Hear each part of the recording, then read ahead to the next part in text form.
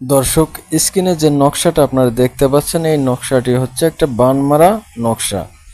এই নকশাটি দিয়ে আপনি যে কোনো ব্যক্তিকে মাত্র 5 মিনিটের মধ্যেই বান মেরে বিদায় করে দিতে পারবেন।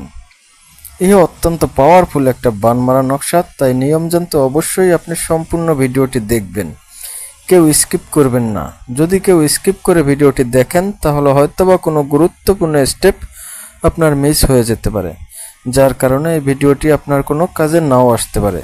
তাই অবশ্যই আপনি সম্পূর্ণ ভিডিওটি দেখবেন এবং ভিডিওটি শেয়ার করে আপনার টাইমলাইনে রেখে দিবেন, যাতে করে প্রয়োজনের সময় আপনি এই ভিডিওটি দেখে সঠিকভাবে সঠিক নিয়মে এই নকশাটি প্রয়োগ করতে পারেন।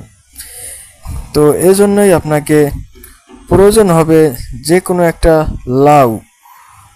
আপনার শত্রু যদি বয়স্ক লোক হয় তাহলে আপনি একটা বয়স্ক লাউ নেবেন, আর যদি আপনার শত্রু মধ্যবয়সী হয় তাহলে আপনি একটা মধ্যবয়সী লাউ নেবেন।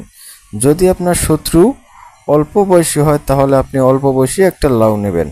এই লাউটা আপনি যে কোনো অমাবস্যার রাতে আপনি গাছ থেকে কেটে নিয়ে আসবেন। এরপরে ওই দিন রাতেই আপনি সেই লাউয়ের উপর স্ক্রিনে দেওয়া নকশাটি মেশকো জাফরান কালি দিয়ে লিখবেন না। ঠিক আমি যেভাবে লিখেছি আপনারা ঠিক এইভাবে নকশাটি লিখবেন। এরপরে নকশার নিচে যেখানে শত্রুর নাম লেখা আছে আপনারা ওইখানে সেই শত্রুর নামটি লিখবেন। তারপরে যে পিতার নাম লেখা আছে আপনারা ওইখানে সেই শত্রুর পিতার নামটি লিখবেন। এভাবে নকশাটি যখন লেখা হয়ে যাবে আপনি একা একটা বদ্ধ ঘরে চলে যাবেন, যেখানে কেউ থাকবে না, কোনো শব্দ আসবে না।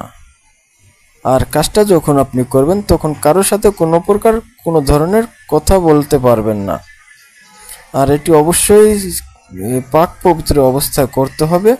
আর কাজটা করার সময় আপনার সামনে কিছু আগরবাতি জ্বালাবেন এবং কিছু মোমবাতি জ্বালিয়ে নেবেন এবং ওই ঘরটায় আপনি কিছু গোলাপ জল ছিটিয়ে নেবেন। এরপরে আপনি ওই নকশা আঁকা যে লাউটা আছে ওই লাউটাকে আপনার সামনে রাখবেন। আর একটা বিষয় যেটা হচ্ছে যে আপনি লাউটা যখন সংগ্রহ করবেন, এই লাউটা গাছ থেকে আনার পরে কখনোই মাটিতে রাখা যাবে না, শূন্যের উপর লাউটি রাখতে হবে। এরপরে লাউটির উপর যখন নকশা আঁকা হয়ে যাবে নিয়ম মতো, তারপরে আপনি একটা কাঁচি কিংবা দা নিয়ে মনে মনে শত্রুর নাম নিয়ে আপনি এই লাউটাকে এক কোপে দ্বিখণ্ডিত করে ফেলবেন। দেখবেন সাথে সাথে মাত্র 5 মিনিটের মধ্যেই আপনার শত্রু বিদায় নিয়ে যাবে।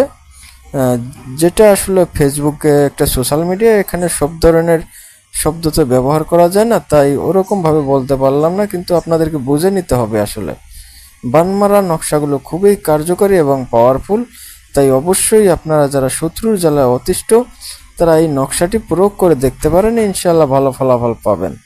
তবে আমি আপনাদেরকে একটা অনুরোধ করব, আপনারা কখনোই কারো ক্ষতি করার জন্য এই নকশাটি প্রয়োগ করবেন না, এতে আপনার নিজেরও ক্ষতি হতে পারে। তাই অবশ্যই আপনারা খুবই সাবধানে এই নকশাটি প্রয়োগ করবেন। ধন্যবাদ সকলকে, ভালো থাকবেন, সুস্থ থাকবেন।